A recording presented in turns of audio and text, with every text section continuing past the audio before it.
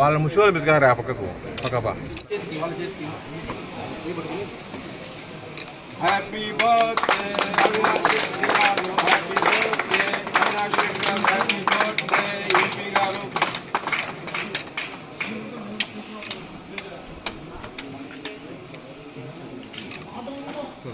ఇక్కడ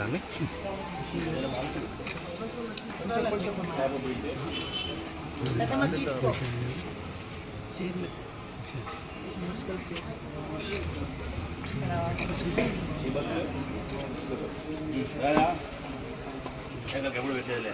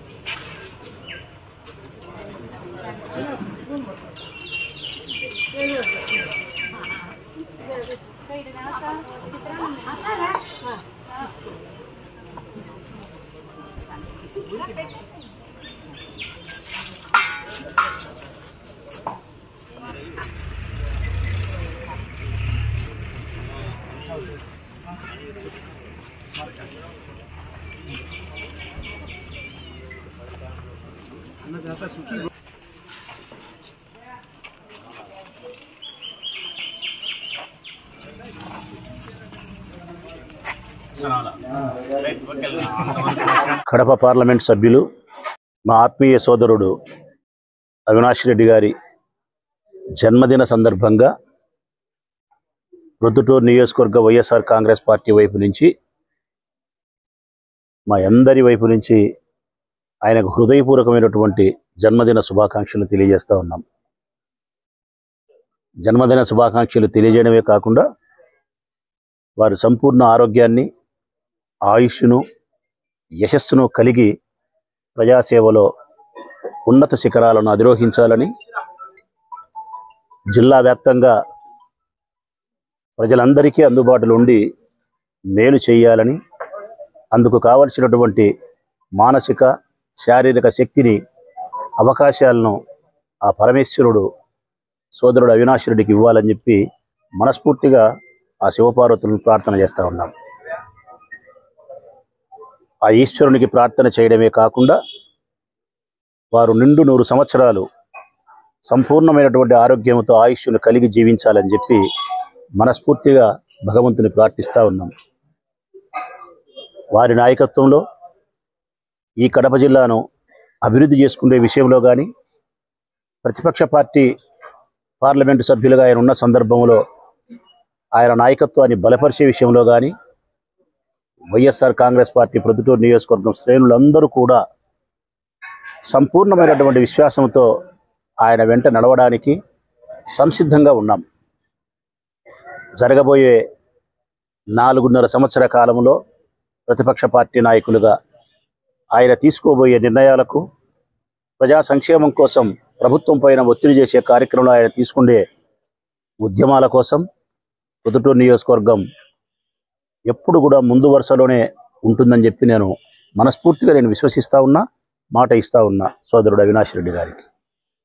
ఈ సందర్భంగా ప్రొద్దుటూరు నియోజకవర్గానికి సంబంధించిన వైఎస్ఆర్ కాంగ్రెస్ పార్టీ ప్రజాప్రతినిధులందరూ రామసుబ్బారెడ్డి అన్న వృద్ధాశ్రమంలో కలుసుకొని పెన్నారి వరకు అటు ఇటువైపు నుండే వృద్ధ శరణాలయంలో ఇక్కడ కలుసుకొని, ఇక్కడుండే ఎంతోమంది నిరుపేదలు తల్లిదండ్రులుగా బిడ్డల యొక్క ప్రేమకు దూరమై ఇక్కడ ఉన్నటువంటి ఈ తల్లిదండ్రులకు ఒక్క పూటైనా నీ కడుపు నిండా మంచి భోజనం పెట్టాలని సదుద్దేశంతో పార్టీ కార్యకర్తలు, నాయకులు అందరూ కలిసి సంయుక్తంగా అందరి డబ్బుతో భోజనాన్ని ఏర్పాటు చేసి ఈ మంచి కార్యక్రమానికి పిలుపునిచ్చినారు. మనస్ఫూర్తిగా నా పార్టీ నాయకులకు, ప్రజాప్రతినిధులకు, కార్యకర్తలందరికీ ఈ నిర్ణయం తీసుకొని మంచి పని చేస్తూ ఉన్నందుకు వారికి శుభాకాంక్షలు తెలియజేస్తూ ఉన్నా. భవిష్యత్ కాలంలో కూడా మేము అధికారంలో లేకపోయినప్పటికీ, మా పార్టీ అధికారంలో లేకపోయినప్పటికీ, నేను శాసనసభ సభ్యునిగా ఉండకపోయినప్పటికీ గతంలో లాగే యథావిధిగా ప్రజాసేవలో ఎప్పుడూ ముందే ఉంటాం.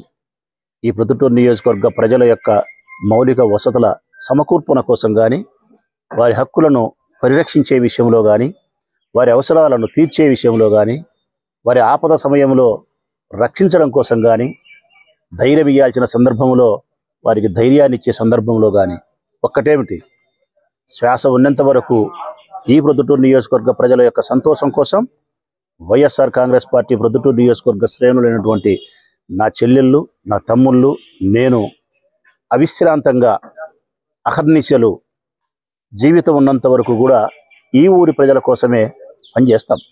ఇందులో ఎక్కడ అనుమానం లేదు.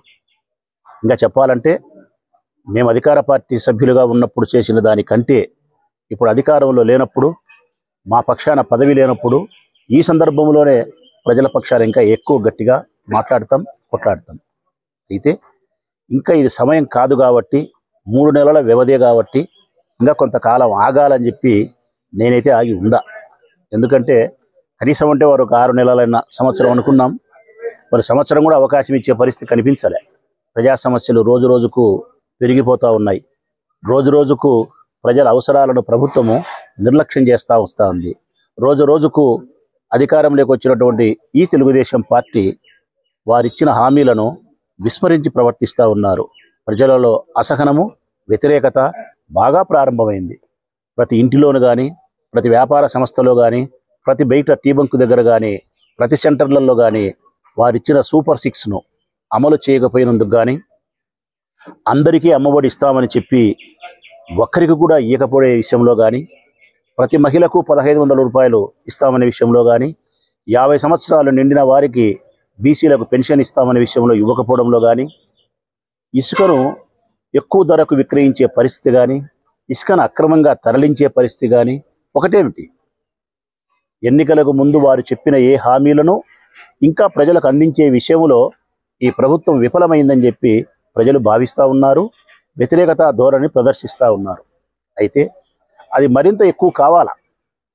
ప్రజలలో ఆ వ్యతిరేకత మరింత ఎక్కువ అయినప్పుడు, వారే బయట వచ్చి ఈ ప్రభుత్వాన్ని విమర్శించినప్పుడు, వ్యతిరేకించగలిగినప్పుడు, వారి పక్షాన నిలబడి ఉద్యమించడానికి ఓ నాయకుడు కావాలి అని ఎప్పుడైతే ప్రజలు ఆశిస్తారో అప్పుడు ఆ ఉద్యమానికి మేము నాయకత్వం వహించడం అన్నది ధర్మము, మా బాధ్యత.